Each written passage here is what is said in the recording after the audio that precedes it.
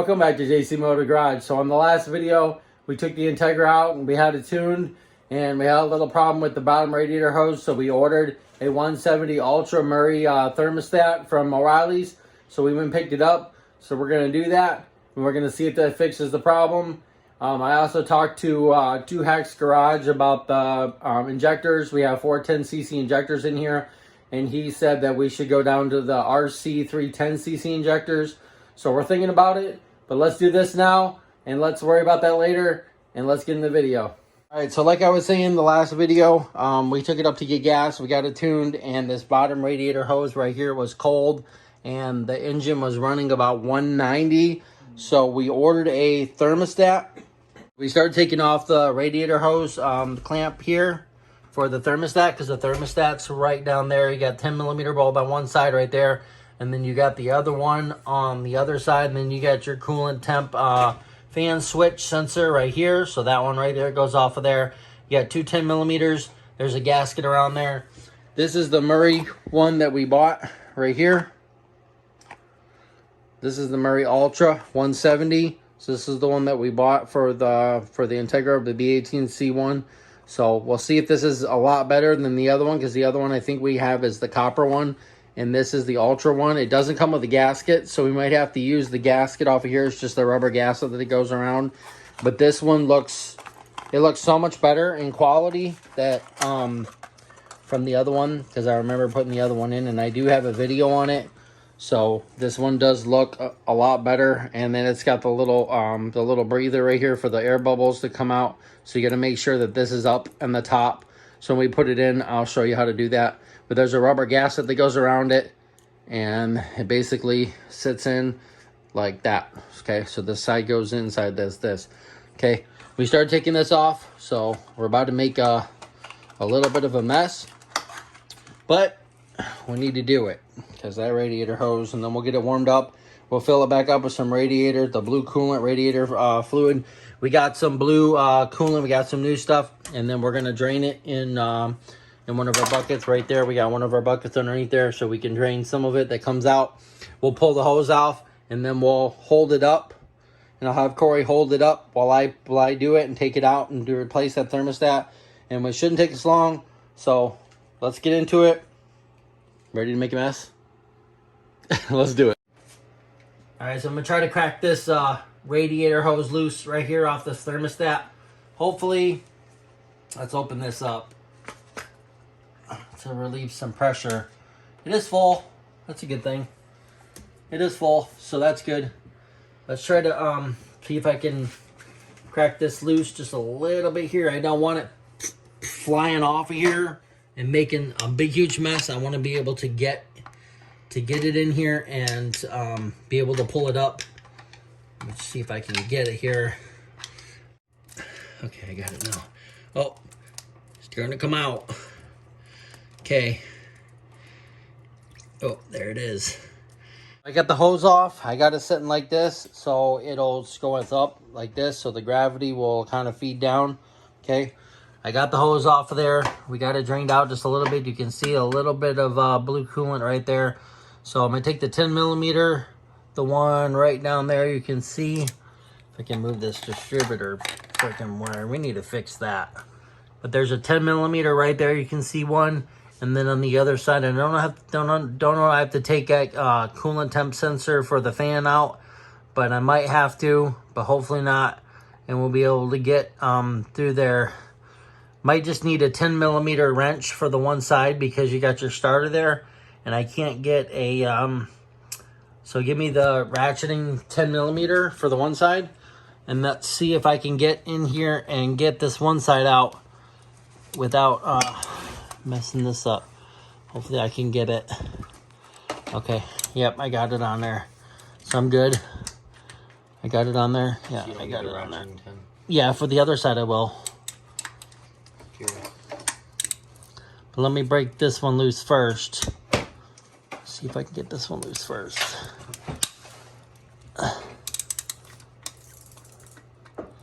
See if I can get in here and get this one loose. Okay. Okay, we're broken loose on this side, so we're good. I should be able to get it by hand now with that side.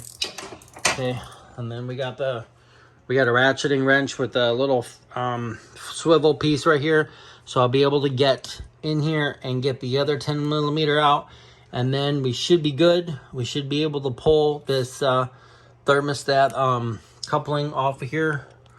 And we'll get that off there. Got that last button bolt out right here. It took me a long time to get it, about 30 minutes, but I got it out.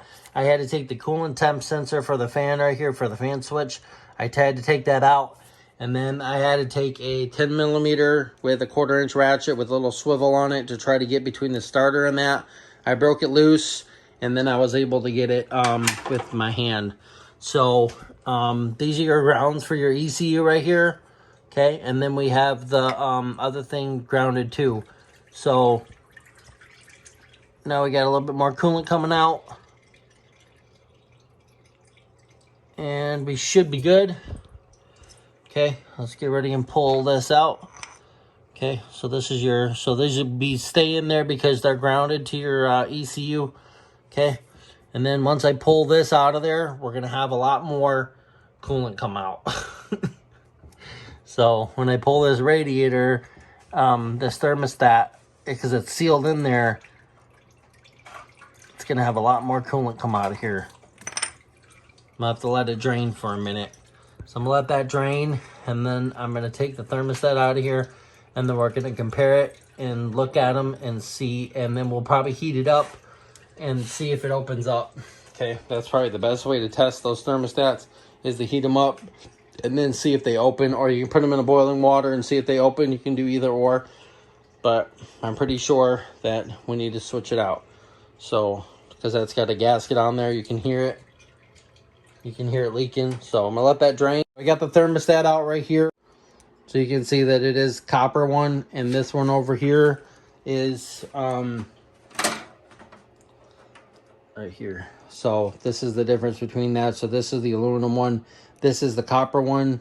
So we're gonna look at the difference between here. It does look like it has more springs, and this does look like it is closed. Okay, this one looks different, because if you look at them side by side right here, you can tell this one right here, the separation between the springs here and the separation between the springs here, they are different.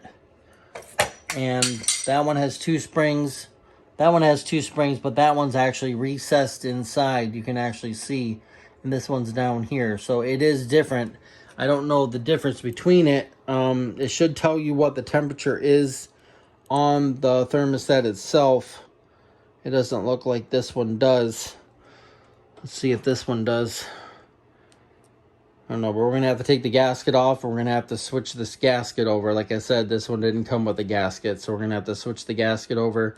We'll put this one in here. Looks a lot better. Look at the difference between these. Oh, I see it. Yeah. Between the springs here, right here, and then right there, you can tell the difference between the springs. So, okay. Well, let's get this back in here. We're going to switch over the gasket. All right, so I got the thermostat in. Right down there, you can see that I have the little copper thing right there for the air bubbles right there. So the bleed valve, so it goes straight up. Got the new gasket in. This is a 180. This is not a 170. We checked them, but I'm gonna try the 180 because that is factory. Okay, so got that in there, and everything's good. It's not leaking anymore, so we're good there. Just gonna clean out the surface, and then I'm gonna put that back on with the bolts, get that tightened up, and then we'll get it filled up, and then we should be good. The coolant temp sensor for the fan right here, and I got a 25 millimeter. So 25 millimeter will fit in there just enough to get it snug and get that fit right. Okay, just like this. So this goes, it goes right over on the side right here. So where you took it off, right here, just put it back in there. You don't need no gasket. You don't need no silicone or nothing in there. No RTV. Just put it in there like that. Tighten that up. And then get your 25 millimeter in there. And then just give it a little snug. Okay, might be a little tight when you get this in here, so you might have to move some stuff around. But you can get this on here like that. And then just give it a couple turns. Not too much, just right about there, and we're good. Okay, now trying to get it off of here like that, and we're done. Okay, Make sure you put your clip back in here, right here. So this is your engine coolant temperature sensor for your fan is right here. Your engine coolant temperature sensor right down here is for the sensor for the ECU and for the gauge in your instrument cluster, okay? So there's 3 engine coolant temperatures sensors on this vehicle. All right, you ready? Let's put this hose back on there. Hopefully she don't drip a whole lot. And we should be good to go, okay? Try to go underneath this right here and stick it on like that. And get your clamp ready, and let's tighten her up here, this, and we should be good. Double check everything, make sure all your bolts are tight, you know, all that kind of stuff. Make sure everything's good. Okay, we're good. That's tight on there. That's on there. We got a good grip. This is tight. This is plugged in. That's good. Okay, plug in your distributor. Let's see here. Where's the distributor? Right here, because she won't start without this baby right here.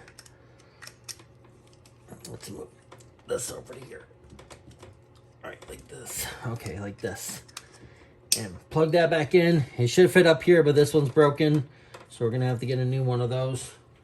So we should be good now. Let's fill it up, and then we'll give it a start. All right, so we got everything good. We got the thermostat in. Everything's tight. Everything's fit right. We got the coolant filled up, so we got it left like this so we can let it warm up. As soon as it warms up, if it does, then that will go down. And then I've got my coolant right here. So this Xerox coolant right here. So we put the blue stuff in here. This is what we've been using. This is my for Honda. Got the Honda set up right here. So I got the display. What are you showing as air fuel ratio? 22.4. Okay, we're about close.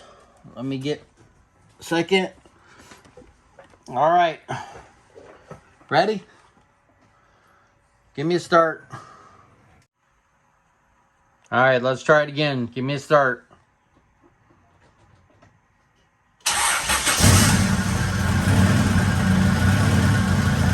Wow, listen to that. Yes. Yeah.